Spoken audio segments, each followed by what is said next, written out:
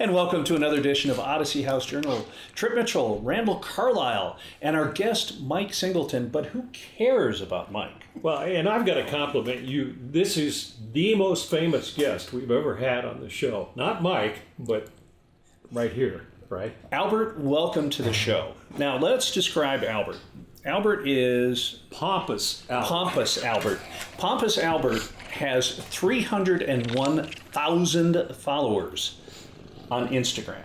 That is true. Pompous Albert has 100,000 friends on Facebook. Getting near that, yeah. Why is Albert so famous? Is it the look on his face? Yeah, it's the grumpy look, and he really is like his name, Pompous. Not only that, he's a Selkirk Rex, which is a pretty rare breed. It only came to be in 1987. And then he's known for the curly hair. Some people think he's a little lamb. His fur is so soft. Yeah. It's beautiful. Yeah. And Albert has had a career that anyone would envy. I mean, literally, Honda has come up here. Mm-hmm. He's got some things with some big networks under development. True. And people look at you, Mike, like you are the luckiest person in the world. How do you take a cat that you love in the family and make him a star? Really by accident in a way. So Albert is an office cat, and he was brought to us 9 years ago, and he has two other adopted cat friends at the office. And the UPS man and the FedEx man and all these people that came into our office were looking at him saying, what an unusual cat. So we posted him on Instagram, and Reddit and some of the other large companies picked him up, and it just blew up, exploded. And people can't seem to get enough of that kind of pompous look in his eyes and the way his fur looks. And so once we posted it and it got picked up, he's been in the Huffington Post, and so he's a liberal cat. He's liberal. He's very liberal. He's never been on Fox Who are you going to vote for in November, pal? He's been in People, lots of other articles. Netflix will be doing a special in 2 months on him. He has an agent in Los Angeles. It's a group called Pets on Cue. But by the way, before we get to this, let's mention that this is a show about addiction, where a couple... Addiction and recovery. And recovery. Yeah, right. So if you're watching this and you think that you've been on drugs or alcohol, this is all one of the most amazing stories. And we've had 50 plus shows, and we've met some people, Mike, that are just incredible. And they've come from the depths to the heights. Yes. So are you telling me that Albert has an alcohol or drug problem? Is Not anymore. He went to cat recovery. Cat recovery. Well, actually, his problem with alcohol and drug recovery, or drugs, was me. I was the problem. Oh, that's why we're... And all joking I had aside... to figure this out here. Yeah. A drunk cat on the show. I mean, that's... Yeah. Right. Well, he, let's say he gets drunk, he has 9 more lives, where he can screw him up. True. So And we didn't, right? We had one life. Right. But we met, and Randall and I met across the street at a 12-step program. And Mike and I met at a noon meeting, as well as Lee, our producer, director, and shooter. So this is all kind of people who recognized that we had a problem and did something about it. Yes. And that's how we met, and we go to a coffee group on Sundays. Yes. And this is a heck of a story. So Mike is interested in doing podcasting and brought his lovely wife in 2 weeks ago. Mm-hmm. And Randall the next day said, wouldn't that be fun to have Pompous Albert on the show? I'm sure. So if you're watching, share this and join Pompous Albert's fan club on Instagram or Facebook, and share the podcast that you... And we are not going to give Albert's phone call out. He just does not like answering his cell phone unless he knows What's your phone number? Come on, give me your cell phone number. So, he's refusing. Jeez. So Albert's problem was the fact that he had an owner that was decided to make his life a little bit more difficult. True. You've had a heck of a story. Maybe not too indifferent from a lot of us. Well, we all have stories, but so we were talking before the show. You served a church mission. Yes. And afterwards decided that cocaine was the right thing for you. And alcohol and whatever else I could get. And What prompted you to make that decision after the mission?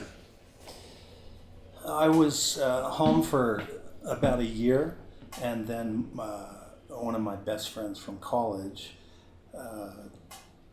introduced me to cocaine. I asked him what it would do, and I remember it like it was yesterday. He said it will make you feel like Superman. And that it did. And it was at that time that I felt I'd met my true God. Unfortunately, it worked until it didn't, and it spiraled. And alcohol was in the mix as well. Yes. Yeah. Yeah, because alcohol and cocaine kind of go together. One takes you up and one brings you down. And so for me, it was really alcohol that brought me to my knees at the end. but there are a lot of people who have that combination, and cocaine, it does make you feel super until it doesn't. Right. And I did the same thing when my problem is I'm an alcoholic, but I would occasionally use cocaine so that I could drink more, because it would make me a little more alert and I wouldn't slur my words, and, or I thought it made me more alert, and then I could drink more. So I wasn't really addicted to cocaine, but alcohol and cocaine mixed together at that point. I had a boss one time, he goes, I'm not really addicted to alcohol or cocaine, I just need to have them all the time. Yeah, well, And it's the type of situation where the two go hand in hand. Yeah. And it's interesting in your case, you mentioned that your whole college career you had 12 beers, and we were laughing about it. Yeah. And on the other hand, once I think you accelerate, and marijuana right now is becoming legal in a lot of states, and the guess is it's going to be at 40 states pretty soon, and in Canada. But what I've learned is it's not a gateway drug like we used to talk about it, but once you start doing something, you're much more predisposed to doing other things, Sure. experimenting. you enjoy the feeling of getting high. Yeah, Yeah. and you kind of want to be in that, you enjoy that feeling, and you want to see if there's a better feeling.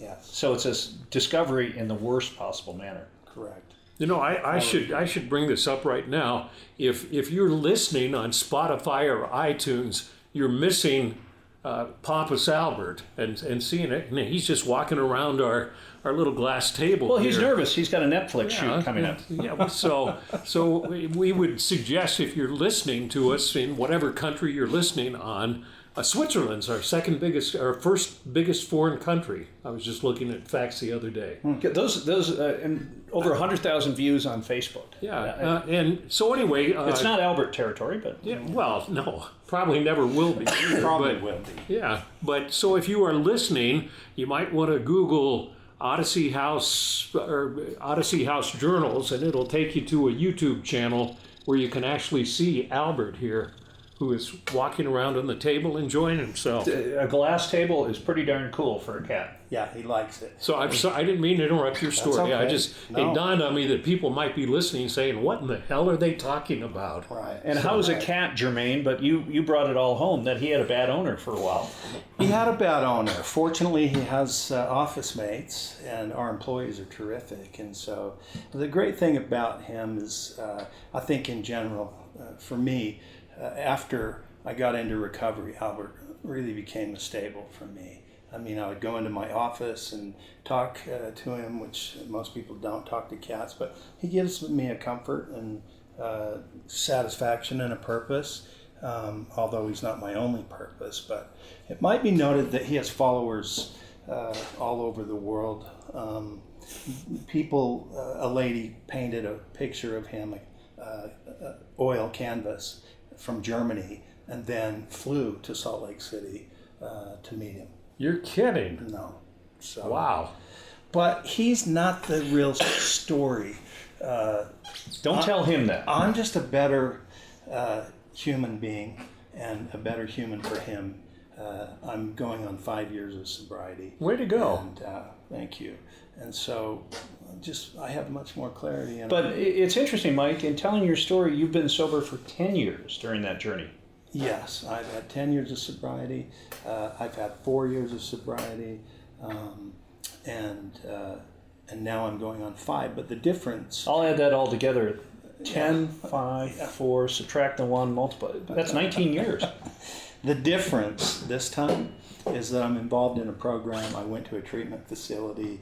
I gained new tools. Alcohol and drugs, as most addicts know, were the solution. They weren't my problem. They became a problem, but the underlying issues were much greater than I used the drinking and drugs to try to push those away. I heard a gal in a meeting say, I used to try to drink my feelings away and then they learned how to swim. That's a good line. Yeah, so I could relate to that. So part of your journey of recovery, you went to a treatment facility. Yes, And they tried to get at some of the underlying reasons that you drugged and drank. yes. Was that a painful process? It was painful because I have a wife and 3 daughters whom I love more than anything on the planet. Except for Albert. Go ahead. Yeah, right? And my wife and 3 daughters are what we call normies. They've never drank or had drugs. So you could say I lived in a sober sorority. Did you drink or drug when you were around your house? Never. Well, let me clarify that. I never drank. I was sneaky and I lied and I took pills. Opiates were also a drug of choice and they're silent. And so the demands of being a father and a husband, which I did not see good examples of that as a child, overwhelmed me. And so I tried to do whatever I could to manage. And in the treatment facility, my wife and 3 daughters came down, and we had to do what's called a ring of fire. And the question that I had to ask each of them, and I couldn't respond, is how has my alcoholism affected you? And then they would tell me, and I would have to repeat it, but I could not say anything except those words, and it was very emotional and tore me up, but at the same time repaired me a little bit. Yeah, I think most of us, when we're addicted to alcohol or drugs, have no or we either don't care or have no idea how it's affecting other people. Yeah. It's sort of like, because I've heard so many people say, well, hey, yeah, it's wrecking my health or it's doing whatever, but that's my choice. You know, it's my body. I'll do what I want. Right. You know, and that's not true, because no matter how close we are with families or friends or anything, we're hurting other people at the same time. Yes. You know. Yeah. What did they say in the ring of fire, ring of truth? Yeah, ring of fire, but I did have to be truthful. They told me how it affected them. My oldest daughter, I can see it now as clear as day, but I could not see it then. My oldest daughter, my wife and I fought a lot because of my drinking or drugging, and so my children, unfortunately, would have to hear that. And so my oldest daughter started reading right when Harry Potter came out and got lost in that world. My 2 other children slept in our bed as kids for a long time to try and prevent the fighting and arguments. Oh, wow. And so they were always concerned that Mom and Dad were going to get divorced. And by all rights, my wife, and I want to make this clear, should have most certainly divorced me. She had all right to do so. She's an angel, and she didn't, and our relationship is now better than ever. We've been married 30 years. Wow. So it's amazing she stuck around. I had 4 wives who did not stick around, right. And that was but, like you say, they had every right in the world to. But 5's the charm. But yeah, well, I don't know about that, but because now between that the I'm 2 of us, sober, I could be a better husband, right? Well, between the 2 of us, we've had 5 wives. Okay, Yeah. all right. Yeah. And you know what? And this shows the way. Oh, you want to stay up here? I think bribery will be the key. It shows the way we think as alcoholics and addicts. Until I got sober, every one of my divorces was their fault. right. You know? Yeah, I get that. They're being bitchy. You don't have any right to do what you're doing. You know. And I make a great I'm a great breadwinner. I brought in a good income as a TV anchor, and so what do you have to complain about? I have all this pressure at work, and I need to get high every night when I get home. Yeah. You know? I think what I've learned through my addiction process is that I couldn't tell the true from the false.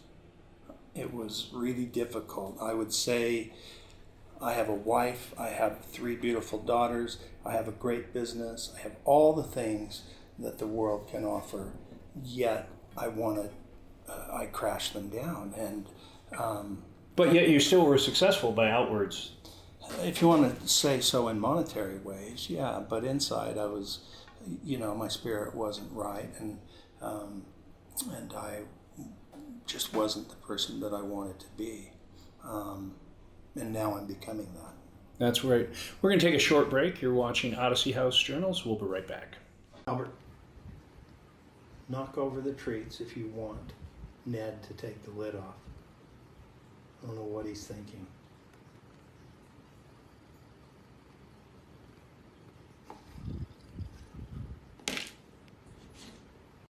Welcome back to Odyssey House Journals. We'll do our favorite thing where we'll give a phone number out. And the reason we're doing this is in the state of Utah, there's some amazing people who are really dedicated to recovery.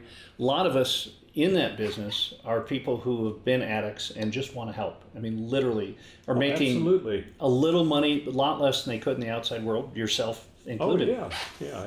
I switched from TV news to working at Odyssey House. And so But every day is... it's the best job. I look for every morning I get up. It's like I look forward to going to work, which is a great thing to be able to say. And TV news is an exciting and interesting and used to be a high-paying profession. It's not so much anymore, but it was a lot of deadlines and a lot of pressure and now I just feel like I'm working for an organization that is helping people to help themselves to save lives. Right before we went on, you did 2 things with your phone, and those were admissions. Those are Right. people who are coming to Odyssey House, and they have a chance of turning this could be the greatest day of their lives. Well, or the worst, depending on what happens. I have I know all the case managers at VOA Detox, both the men's and women's, and when somebody's towards the end of their detox, they're allowed to stay there for 2 weeks. And when they're toward the end of their detox, they've got a serious problem, obviously, because they're in VOA Detox. VO stands for? Volunteers of America. They have 2 really fine detox facilities, one for men, one for women and kids. For women who have kids, not for the kids to detox. But they try to get them into a treatment facility before they go out on the street again, so that so it's a continuum of care. And so they all have my phone number, and they call me and they say, I've got somebody who's ready to go and wants to come in. So we got 2 people in just before we did this. So that's part of my job. And it's so great because, down the road, 1, 2, 3 months in our program, I'll run into somebody and I don't know what they look like. They'll just give me a name and a date of birth and what their issues are. And then they'll say, hey, my case manager at VOA Detox called you and you helped get me in. Thank you. And that's why it's fun to go to work. Yeah, and this is a situation where we are here. This TV show is really a manifestation of Randall's great works with Odyssey House, and I was able to get Lee on board, and we've had an amazing show, and it's become one, if not one of the top couple podcasts in the state of Utah, and we're excited about that. And we should explain what this is. I'll give the number out first, 801-322-3222. And this is Pompous Albert. And Mike and I have been a friend from a noon 12-step meeting that has done some amazing things. And so Mike came in a couple weeks ago when we were shooting a couple shows, and Randall goes, let's get a highfalutin guest on the show. And this is a big one. And this is a big one. So Pompous Albert, 301,000 followers on Instagram, coming up on 100,000 on Facebook, and that's a great situation. Just go to Google, because I've told all my friends that I get to meet Pompous Albert today, and they go, who the hell is Pompous Albert? And I said, Google Pompous Albert, and you will see. And I mean, he's got 1 million pictures and 1 million connections, and so I'm in awe. I've interviewed presidents and rock stars and people like that, but this is the most famous, so thank you very much. Okay. Who said you can't have a career after television? There you go. Or a career after Alcohol and drugs. Alcohol. Right. So when we left, Mike, you were talking about, and Pompous Albert has left the set. Tell the story. We're going to get back to your story real quick, but tell us about the Honda commercial, what that was like. Okay, so Pompous Albert, I received a phone call from an agency in Los Angeles, and they had seen Pompous Albert and said we would be very interested in filming him and using him as the face for Honda service centers. And the pitch was his face looks pompous and he looks angry, so the pitch was going to be Pompous Albert hates bad service. And so they flew a crew up from Los Angeles. They filmed him in a kind of a garage mechanic shop, which was dirty and this and that and the other. And then they took us up to a Honda dealership, and it was clean and like they are. Right. And then they filmed him there, and that's how he became the face for Honda. Well, you were telling me that the Service. production assistants would say Pompous is on the move, and he's in the bathroom, by the way. He likes to use the toilet. yeah. Pompous is in the bathroom now. When they were filming, it was this set. They built these sets for him, and there was a disco set and an office set, and it was much, I imagine, like a Hollywood movie. So Martin Scorsese did the commercial. Yeah, right. He was at a low point, it was before The Right. Irishman. And And if you Google it, you get to watch the Honda commercials because I watched them. Yeah. Yeah, it's amazing. so look So- at you with the show research. Yeah, right. Oh well, when I heard about Pompous Albert, I went and I spread the word around Odyssey House and everything else. I just passed the CEO on the way out the door today, and I said, "Guess who I'm going to meet today in our podcast?" And he said, "Who?" And I said, "Pompous Albert." And he said, "Who's that? Is that another potential client?" And I said, He just called me on the way and said, "Be very nice to Randall today." I think he's going nuts. But, So, getting back to your story. So, Yes. you were saying that your family came in and it was really a truth exercise where you all of a sudden got a chance for them to tell you in a non-judgmental fashion, or maybe a little bit of judgment, what your drinking and drugging had done to them. Yeah, absolutely. Was that the point where you said, I'm going to get sober again and do it right this time? Yeah, yes, the point was rigorous honesty. And if I learned anything out of treatment, it was to be as vulnerable as possible. I mean, I talked about things that I'd never spoken about in my life, and I was in my 50s. Still am, by the way. Okay. Youngster. Yeah. And I spoke about things and I got to the issues. I got to the heart of the matter. What was driving my addiction? Why did I want to drink when I knew it was bad for me? Why did I want to do drugs? I couldn't figure it out. But now I understand that I had some issues that needed to be resolved that were outside of drugs and alcohol. And once I got to working on resolving those issues, life started getting better. strange how that happens. Right, isn't it? Yeah. right. Things that had plagued me for years seemed to vanish. And I have not had a desire to drink or drug since I got sober 4.5 years ago. So I'll be 5 years on June 5th. Randall, how about you? Do you ever think about it? Not that I'm tempted to or anything. Sometimes when you're like at a Christmas party or a New Year's Eve party and everybody else is getting blasted and you're sober, you think. I think about it, but I'm not tempted to do it because I know my life is just so much better now that I wouldn't risk it just to be able to get drunk one night or something like that. So do you ever think about it? Or? I did the other night, and it scared the hell out of me. And Really? my wife and I were driving back from meeting some friends up for dinner in Park City, and I pulled out on Deer Valley Parkway, and the car was right behind me, so I kind of swerved over to let him pass, and it was a highway patrol guy. And he pulled me over, and he said you were driving a little erratically. And he was on my wife's side of the car, and my wife was a cop and very good friends with your sister-in-law. They were kind of patrol people together. And anyway, once the officer realized I was sober, he just gave me a warning. But I remember thinking, if I get a ticket, that could really screw things up, and I should have a drink. And I remember thinking that, and I haven't had that thought in a long time, and it scared the bejesus out of me. See, what I loved about sobriety, because when I used to, yes, I occasionally drove when I shouldn't have, and whenever you'd see a cop, it'd be like, oh God, oh God. Right. And after I got sober, it's like you pass by a cop and you even look, you don't try to hide your head. A DUI checkpoint is like a graduation. Oh yeah, say, pull me over. Yeah, exactly. And I still have, and I hear people, you guys must hear it in 12-step meetings too, where they have using or drinking dreams.